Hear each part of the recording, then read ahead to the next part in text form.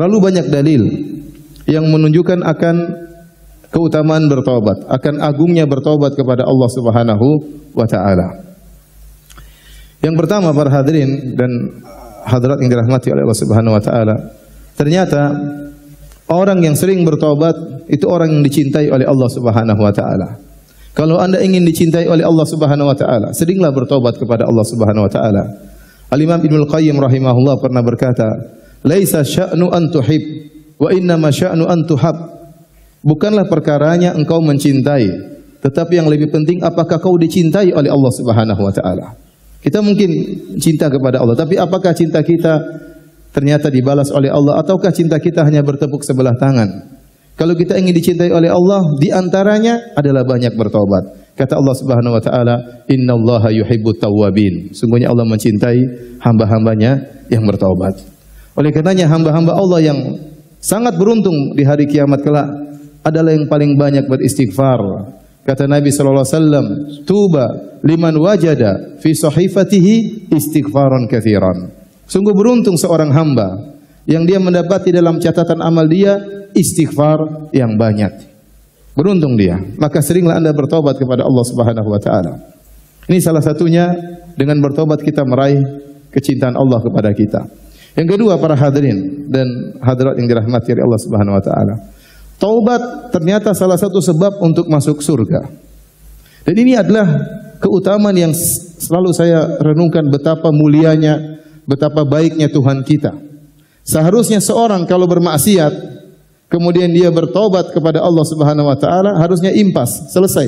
0-0, seperti orang bersalah kepada orang lain, dia minta maaf, kemudian selesai. Tetapi tidak demikian. Allah hapuskan dosa-dosanya, Allah kasih bonus, bonusnya masuk surga. Jadi ini tidak terjadi pada makhluk. Apakah ada seorang makhluk manusia kemudian kita bersalah sama dia, kemudian kita datang ke rumahnya, kita bilang, "Ya akhi, ya ukhti, saya punya salah, saya minta maaf sama engkau." Terus dia bilang, "Ya saya maafkan engkau dan ini mobil hadiah buat kamu."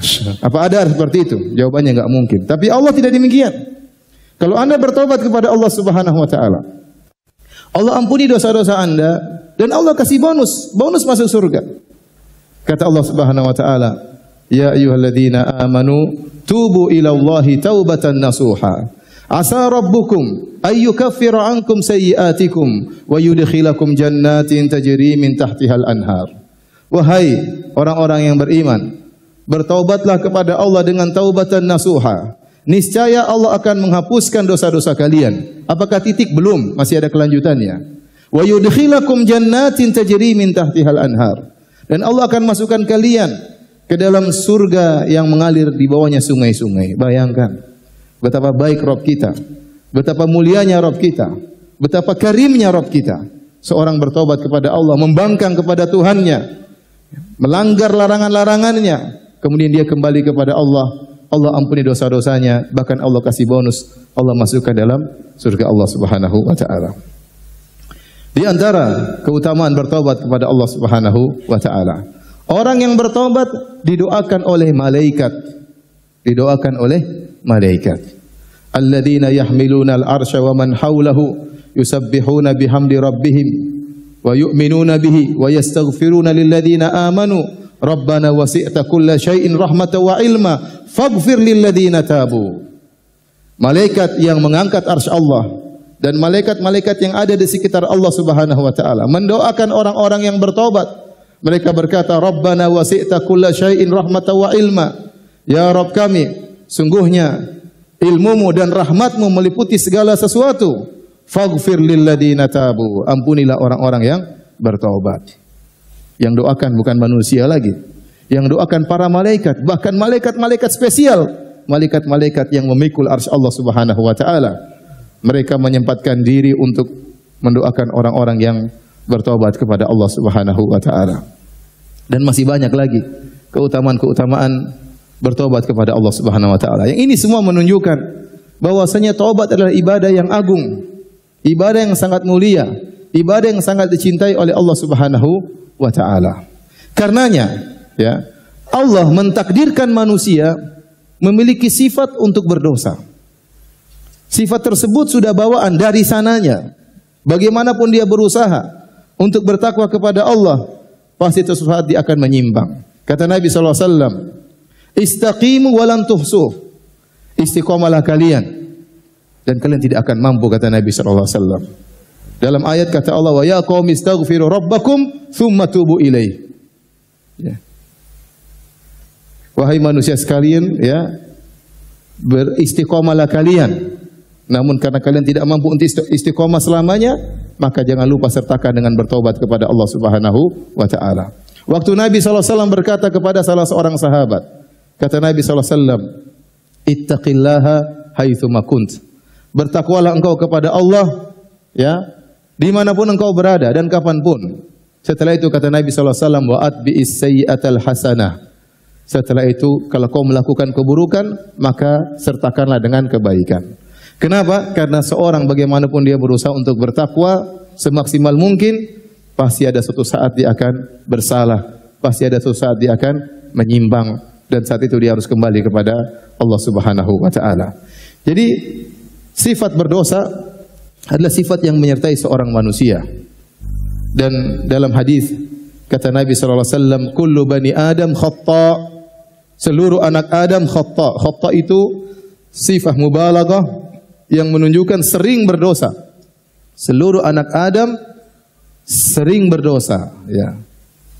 Kemudian kata Nabi, wa khairul khatta'ina at-tawwabun, dan sebaik-baik hamba yang sering berdosa adalah yang sering bertobat kepada Allah Subhanahu wa taala. Dalam hadis qudsi Allah berfirman, ya ibadi innakum tukhti'una bil-laili wan-nahar. Wahai hamba-hambaku, kalian senantiasa berbuat dosa siang dan malam.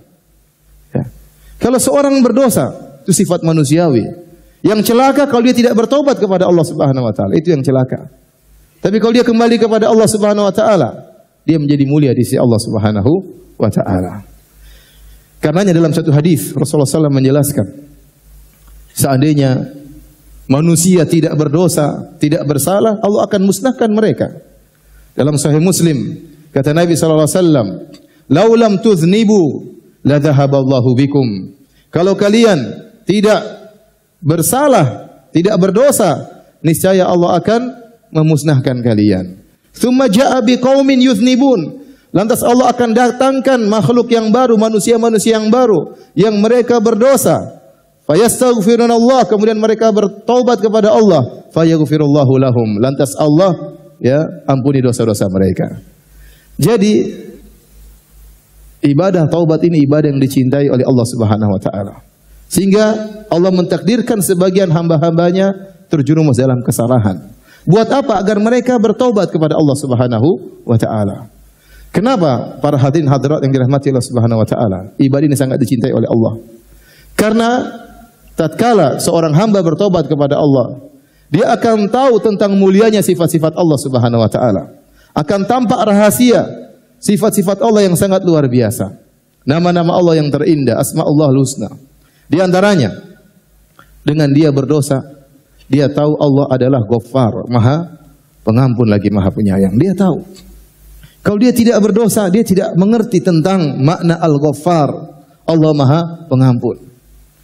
Dengan dia berdosa, dia tahu bahwasanya Allah Ar-Rahim, sangat penyayang, lebih sayang daripada seorang ibu terhadap anaknya. Ya, lebih sayang daripada seorang ibu terhadap anaknya. Seorang hamba mungkin bersalah kepada ibunya, mungkin bersalah kepada orang tuanya. Dia minta maaf, orang tuanya tidak maafkan. Terkadang demikian. Terkadang demikian orang tuanya tidak maafkan. Tapi kalau dia minta maaf kepada Allah, dosanya sebesar apapun, sebanyak apapun, Allah akan ampuni. Ini bukti bahwasanya Allah lebih sayang kepada hambanya daripada orang tua terhadap anaknya, daripada seorang ibu terhadap putranya. Kata Nabi SAW, "Lallahu arham biibadihi min hadihi biwaladiha." Allah lebih sayang kepada hambanya daripada seorang ibu terhadap anaknya. Nabi mengucapkan hadis ini kapan? Tatkala ada seorang ibu yang kehilangan putranya dalam peperangan, maka dia pun menangis, mencari-cari mana putranya yang hilang.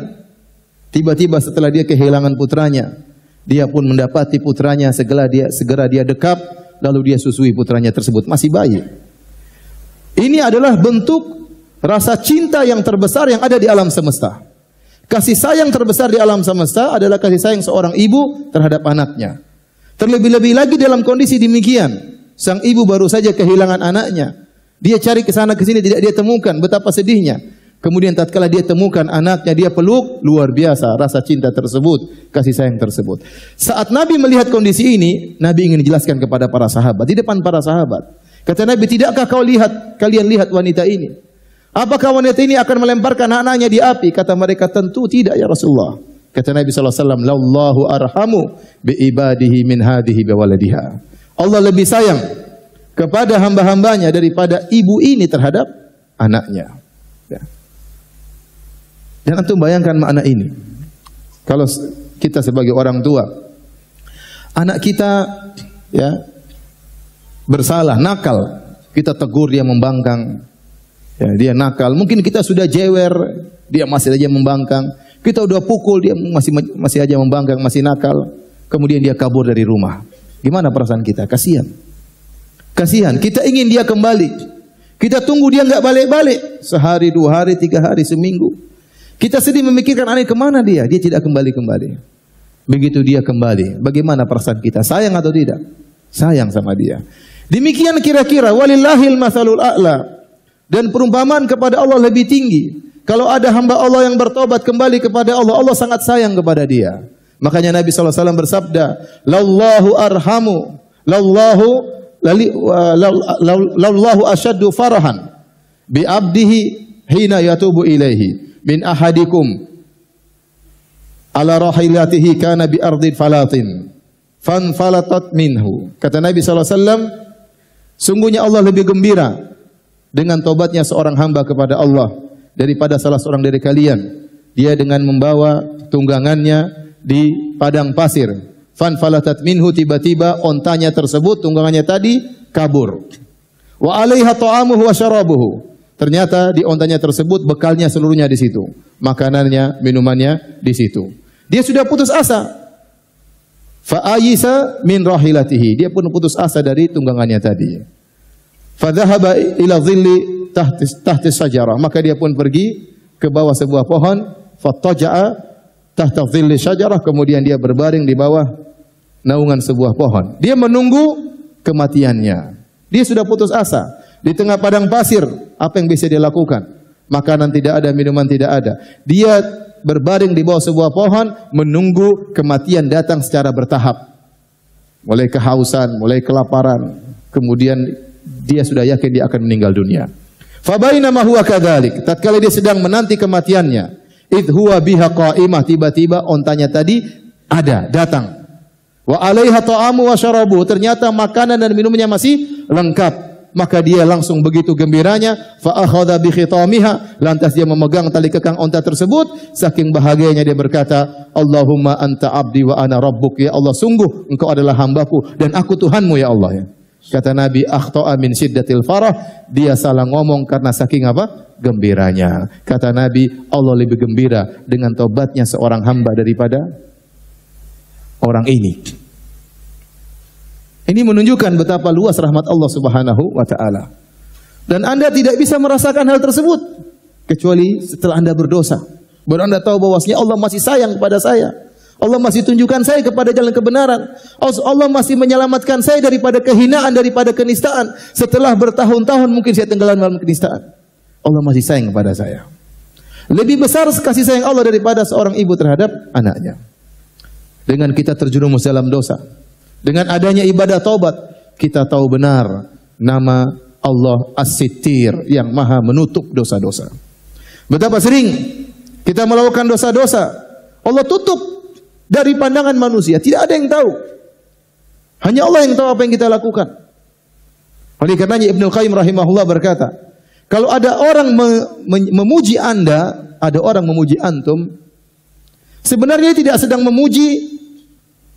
memuji kelebihan antum tentang amal soleh antum, tidak. Orang ini tidak sedang memuji kesolehan Anda. Sesungguhnya orang ini sedang memuji begitu agungnya sifat menutupnya Allah Subhanahu wa taala. Azimi sitrillah alaih. Sungguhnya dia sedang memuji bagaimana agungnya sifat Allah menutupi dosa-dosa Anda. Karena seandainya kalau Allah angkat sitirnya, Allah angkat tutupan tersebut, kemudian orang akan melihat dosa-dosa Anda, maka tidak ada yang menghargai Anda. Apa kata Muhammad bin Wasi' rahimahullahu taala? "Lau kana lidzunub rihun ma jalasa ilayya ahadun." Kalau seandainya dosa-dosa itu ada aromanya, maka tidak seorang pun yang akan mau duduk dengan saya. Tetapi Anda dimuliakan oleh orang, Anda dipuji oleh orang bukan karena amal soleh Anda, tetapi karena agungnya sifat Allah yang telah menutupi dosa-dosa Anda. Ya. Sehingga Anda ngerti tentang makna sitir yang maha menutupi. Kemudian dengan seorang berdosa, dia bertobat kepada Allah Subhanahu wa taala, dia tahu tentang nama Allah Al-Halim. Apa itu Al-Halim? Al-Halim itu artinya bisa dia membalas tapi dia tunda. Bisa dia membalas tapi dia tunda. Itu namanya Halim, seorang yang halim. Dia bisa balas tapi dia tunda. Dia maafkan nanti saja. Dia maafkan. Betapa sering kita melakukan maksiat tatkala di hadapan banyak orang, terlebih-lebih tatkala bersendirian. Allah bisa saja mencabut nyawa kita tatkala itu. Tapi Allah tidak cabut. Allah tidak cabut. Allah sayang sama kita, masih diberi kesempatan untuk bertobat kepada Allah Subhanahu wa taala. Kita lihat banyak orang yang sedang joget-joget tahu-tahu meninggal dunia. Ya, sedang nyanyi-nyanyi tahu-tahu meninggal dunia. Yang sedang berzina tahu-tahu meninggal dunia. Banyak orang seperti itu, banyak. Waliyadzubillah. Ya.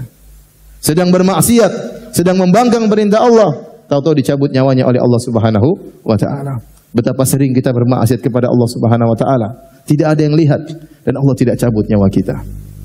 Allah Al-Halim yang maha menunda siksaan, padahal Allah mampu untuk segera membalas kapan saja Allah kehendaki. Tujuannya apa? Agar Anda kembali kepada Allah Subhanahu wa taala. Kemudian dengan bertobat kita tahu nama Allah At-Tawwab. Apa itu At-Tawwab? Zat yang maha menerima taubat dan zat yang maha mengilhamkan taubat kepada seorang hamba. Kalau Allah tidak berilham kepada kita untuk bertobat, kita tidak bakalan bertobat. Banyak orang di antara kita yang benar-benar tenggelam dalam kemaksiatan, lupa dengan akhirat, tenggelam dengan dunia kemaksiatan. Entah zina, entah morfin, entah khamar, entah wanita, entah musik-musikan, entah apa saja, tenggelam dalam kenistaan. Subhanallah, tiba-tiba Allah ilhamkan kepada dia untuk bertobat. Ya. Makanya Allah berfirman, "Tsumma taba 'alaihim liyatubu." Kemudian Allah mengilhamkan taubat kepada mereka agar mereka bertobat. Tsumma taba 'alaihim, itu Allah ilhamkan taubat kepada mereka liyatubu, agar mereka bertobat. Ternyata kita tergerak untuk bertobat juga ilham dari Allah Subhanahu wa taala. Ini semua adalah hikmah dari seorang terjerumus dalam dosa. Dari ibadah taubat kepada Allah Subhanahu wa taala. Dan yang terakhir di antara hikmah dari kita terjerumus dalam dosa, yaitu bahwasanya tatkala kita ingat dosa-dosa kita, maka kita tidak merasa tinggi. Kita tidak pernah merasa ujub. Sekarang mungkin alhamdulillah Allah telah selamatkan kita dari jurang kenistaan. Allah selamatkan kita dari kemaksiatan. Kita tidak menjadi angkuh setelah itu. Kita ingat kita pernah dulu bermaksiat kepada Allah Subhanahu wa taala. Allah tutup aib-aib kita. Kita ingat dulu kita pernah berlezat-lezatan dalam kemaksiatan. Orang beriman harusnya kalau bermaksiat dia benci. Hatinya gelisah tatkala dia bermaksiat. Hatinya berontak.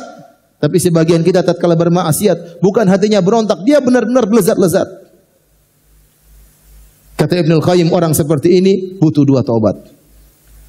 Taubat kepada dosanya, taubat kepada berlezat-lezat tatkala sedang bermaksiat. Ya. Jadi dengan kita mengingat hal ini, kita tidak akan ujub. Karena sebagian orang tatkala dia beramal soleh, dia lihat saudara-saudaranya mungkin yang bermaksiat, kemudian dia menghinakan, dia merendahkan, dia merasa dirinya tinggi. Jangan ya akhi. Kasihan mereka, doakan mereka. Sebagian kita juga dulu pernah seperti mereka. Sayangi mereka.